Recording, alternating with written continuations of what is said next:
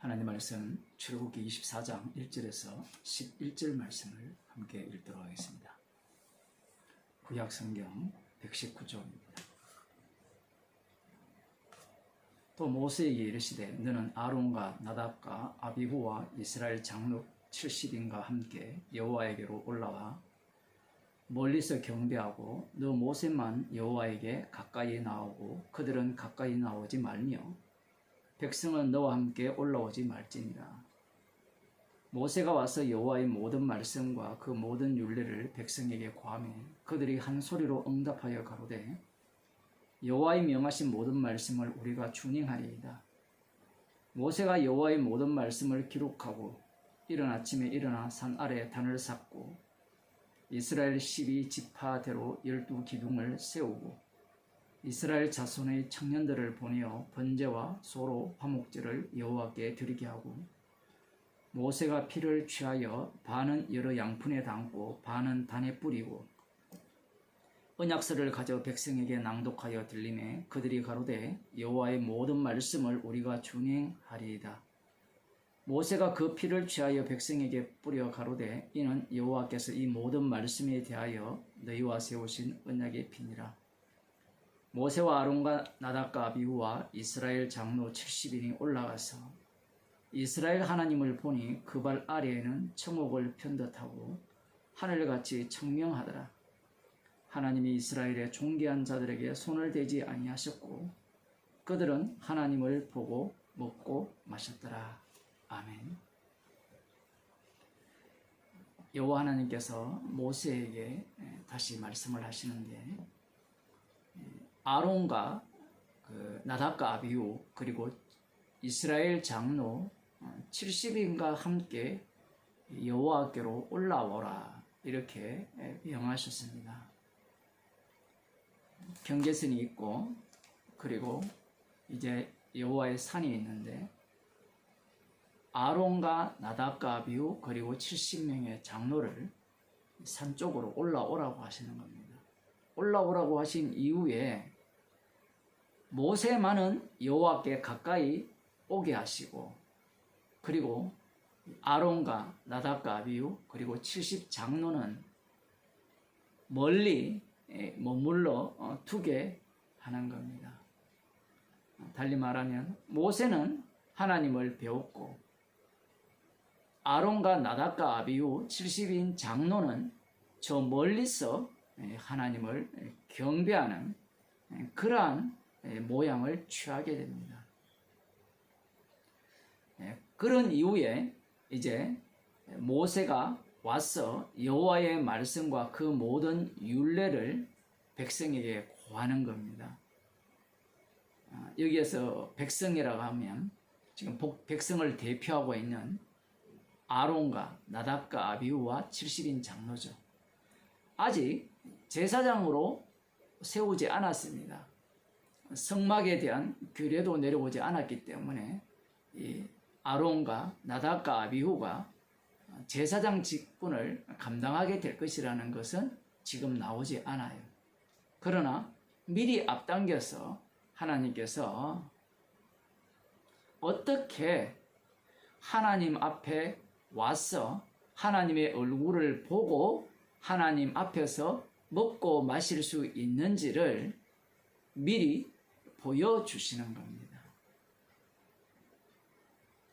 성막보다 먼저 나오는 내용이죠.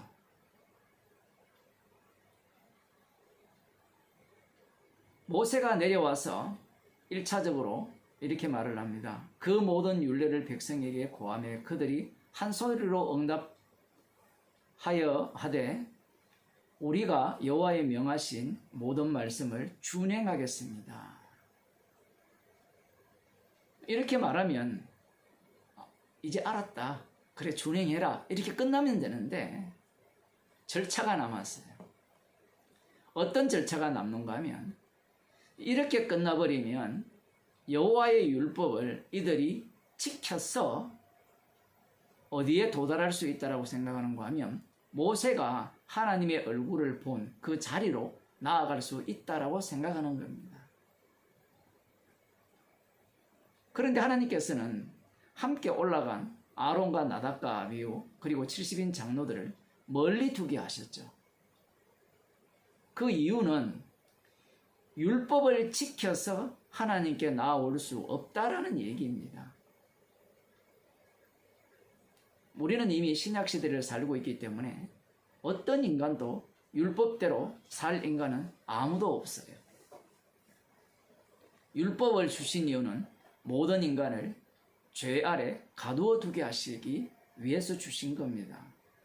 그러나 이 당시의 이스라엘 백성들은 하나님께서 무시무시하게 나타나셨고 모세를 통해서 자기들에게 말씀해 달라고 했기 때문에 모세를 통해서 말씀하시는 그 율례를 우리들이 준행하겠다라고 대답을 합니다.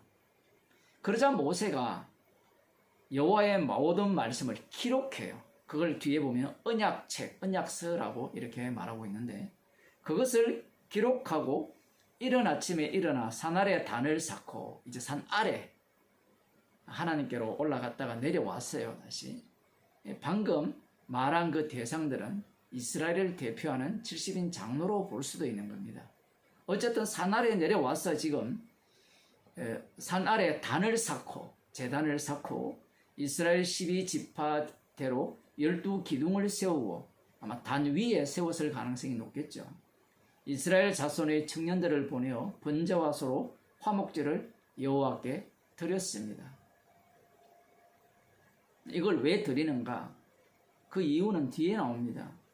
모세가 그 번제와 화목제로 드려지는 거기에서 나오는 피, 그 피를 취하여서 절반은 여러 양푼에 담아 놓습니다.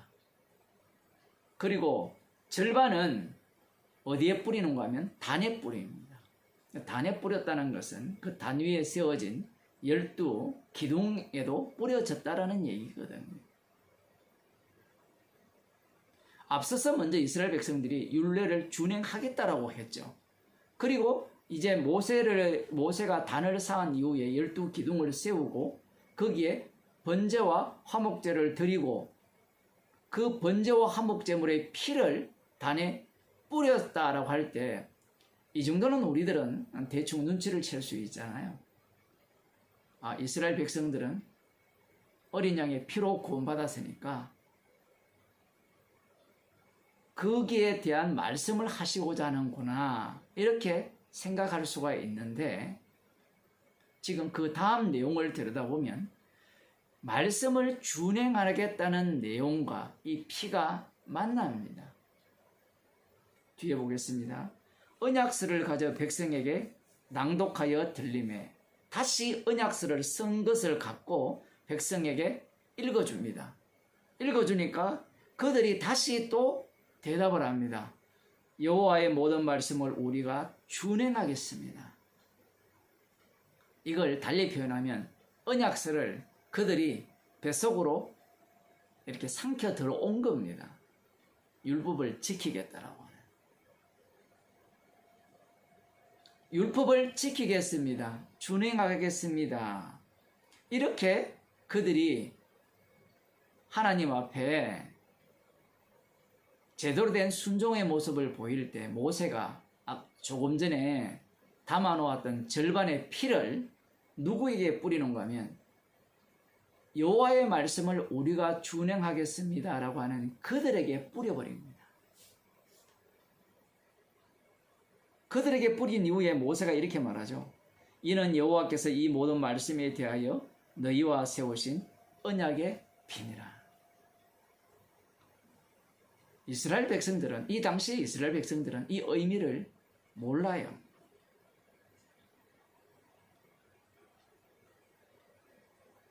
언약의 피, 예수님께서 이 땅에 오셔서 십자가에 달려 피 흘려 죽으심으로 말미암아 자신의 살과 피로 새 언약을 세우셨죠.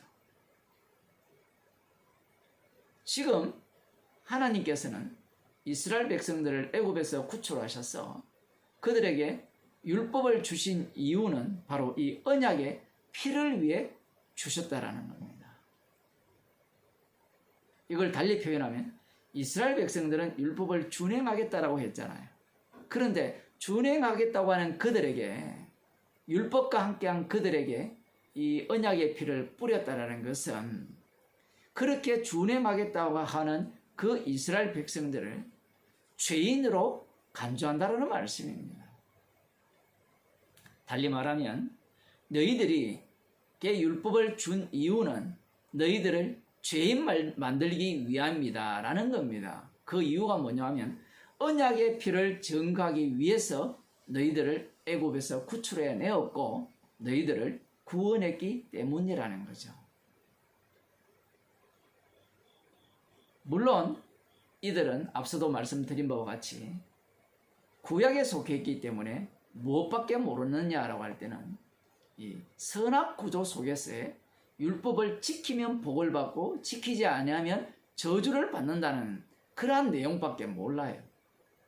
이러한 말씀이 있음에도 불구하고 예수님 당시에 바리새인과 서기관들, 그 유대인들이 왜 율법을 지킴으로 말미암아 구원을 얻는다라고 생각하고 영생을 얻고 축복을 받는다라고 생각했을까요? 눈이 가려져 있기 때문에 그렇습니다. 달리 말하면 이 말씀을 읽더라도 해석하더라도 어떤 의미로 이 말씀을 해석하는가 하면 오늘날 구원파들이 주장하는, 오늘날 모든 교회가 주장하죠. 예수님의 피는 나의 구원을 위한 피고 나를 천국으로 넣어주기 위한 피라고, 십자가라고 가르치고 생각하는 그들의 생각과 전혀 다르지 않다라는 사실입니다. 그래서 이 말씀이 있음에도 불구하고 이 언약의 피를 위한 이스라엘로 보는 것이 아니라 언약의 피를 위한 이스라엘 백성들이 준행하겠다는 말을 함으로 말미암아 율법을 못 지킨 이스라엘로 보는 것이 아니라 구약을 볼 때 그들을 실패자로 보고 자신들은 율법을 지킬 수 있는, 그들과 달리, 조상과 달리 율법에 순종할 수 있는 하나님의 백성으로 간주한다라는 사실입니다. 그들이 예수님을 십자가에 못 박아 죽여버리죠. 놀라운 사실은 그 다음 구절입니다. 9절부터 보면 모세와 아론과 나답과 아비후가 이스라엘 장로 70인이 올라가서 이스라엘 하나님을 보니 그 발 아래에는 청옥을 편듯하고 하늘같이 청명하더라. 하나님이 이스라엘의 존귀한 자들에게 손을 대지 아니하셨고 그들은 하나님을 보고 먹고 마셨더라. 처음 올라가실 때는 모세만이 하나님 가까이에 가서 하나님을 배웠습니다. 그때는 이 아론이나 나답과 아비후나 그리고 70 장로들, 이스라엘의 70명의 장로들은 하나님 가까이에 갈 수 없었어요. 달리 말하면 하나님의 얼굴을 뵙지 못했어요. 그러나 이제는 언약의 피가 뿌려졌어요. 피를 덮어 쓰고 이들은 어디에 가느냐라고 할 때는 모세, 아론, 나답과 아비후, 이스라엘의 70 장로가 하나님을 보고 그곳에서 먹고 마셨다라는 사실입니다. 놀라운 일이죠. 이 본문에서 말씀하시고자 하는 것은 중보자 대신 예수 그리스도를 지금 증거하고 있는데 첫 번째 1절에서 2절에서는 1절과 2절에서는 모세가 하나님의 얼굴을 뵙고요. 나머지는 못 배웠어요. 그런데 지금 9절에서 11절 사이에서는 모세조차도 어떤 자격자로 들어가느냐 할 때는 피를 덮어 쓴 자격자로 모세와 아론과 나답과 아비후와 이스라엘의 70 장로가 함께 하나님의 얼굴을 배웠고 그곳에서 먹고 마신다라는 사실입니다. 피를 덮어 썼기 때문에 하나님 앞에서 하나님을 배웠고 먹고 마시는 거예요. 모세는 중보자의 기능을 보여주는 역할만 한 거고요. 진짜 중보자는 하늘로부터 오신 말씀이 육신이 되신 하나님의 아들이신 십자가에 못 박히신 예수 그리스도십니다. 모세는 십자가에 못 박히신 그분의 중보자 되심을 증거하기 위해서 지금 그 역할을 감당하고 있다라는 사실입니다. 그러면 여기에서는 하나님이 계신 산으로 올라갔죠. 신약은 어떻게 바뀌느냐라고 할 때는 하늘에 계신 그분이 내려와요. 예수님이 이 땅에 내려오셔서 우리들과 함께 거하시면서 더불어 먹고 마신다라는 사실입니다. 요한계시록 3장을 보게 되면 20절입니다. 볼지어다 내가 문 밖에 서서 두드리노니 누구든지 내 음성을 듣고 문을 열면 내가 그에게로 들어가 그로 더불어 먹고 그는 나로 더불어 먹으리라. 유명한 말씀이죠. 주님께서 문을 두드리신다는 겁니다. 그래서 누구든지 문을 열어주면 내가 그에게로 들어가서 그로 더불어 먹고 그는 나로 더불어 먹으리라. 이렇게 말씀을 하시니까 사람들은 요한계시록을 어떻게 보는가 하면 내가 문을 열어야 된다고 생각을 해요.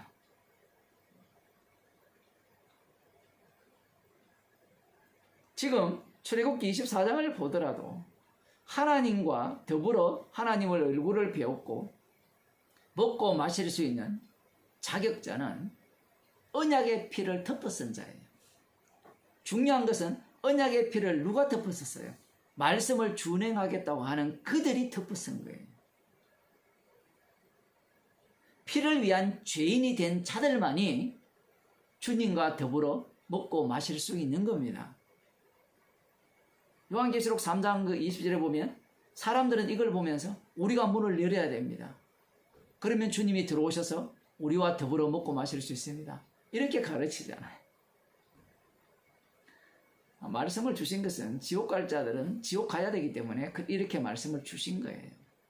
똑같습니다. 출애굽기 24장 1절에서 11절 말씀을 바리새인과 서기관들이 연구를 하고 읽어보아도 아무리 들여다보아도 십자가의 피를 증거하기 위한 인생들, 천하 만물들, 바로왕, 애국, 이스라엘 백성들이라고 생각지 못하는 거예요. 요한계시록 3장 21절도 마찬가지예요. 그렇게 하시는 분이 주님이시라는 것을 꿈에도 생각 못하는 겁니다. 그 내용이 요한복음 6장 56절에 나오는데 이 부분을 보고 마치도록 하겠습니다. 요한복음 6장 56절을 보면 내 살을 먹고 내 피를 마시는 자는 내 안에 거하고 나도 그 안에 거하나니.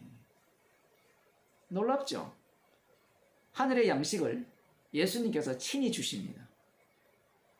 달라고 해서 주시는 양식이 아니에요. 주님이 친히 창세전의 그리스도 안에서 자신의 피 안에서 택한 자들, 그 피를 증거하기 위해서 택한 자들에게 예수님의 살과 피를 주시면 문을 열 필요가 없어요. 인간의 논리로 보면 요한계시록은 오히려 퇴보된 겁니다. 요한복음과 비교하면. 같은 사도 요한이 있었잖아요. 요한복음에서는 살과 피를 주님이 친히 주셔서 먹고 마시게 되면 그가 내 안에 거하고 내가 그 안에 거한다라고 말씀하세요. 하나가 된다고 말씀하시는 거예요. 문을 열고 자시고가 없어요.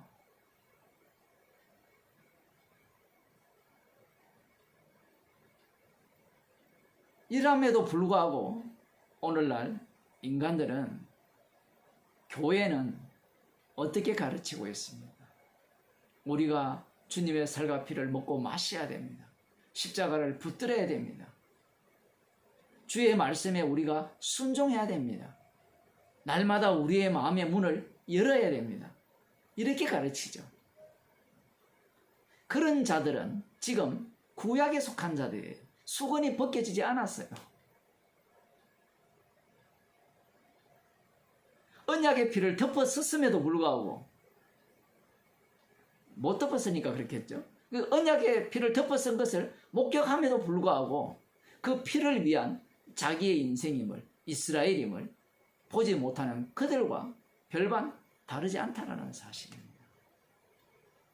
십자가에서 다 이루셨으면 그분이 다 이루셨음을 증거하는 그러한 삶으로 우리들을 인도하시고 우리를 이끄심을 눈치를 채야 되는데 인간들은 기어이 기필코 그 피공로를 손상시키는 거예요. 그 자리에 나의 행위를 집어넣는 겁니다. 내가 예수님을 믿겠습니다.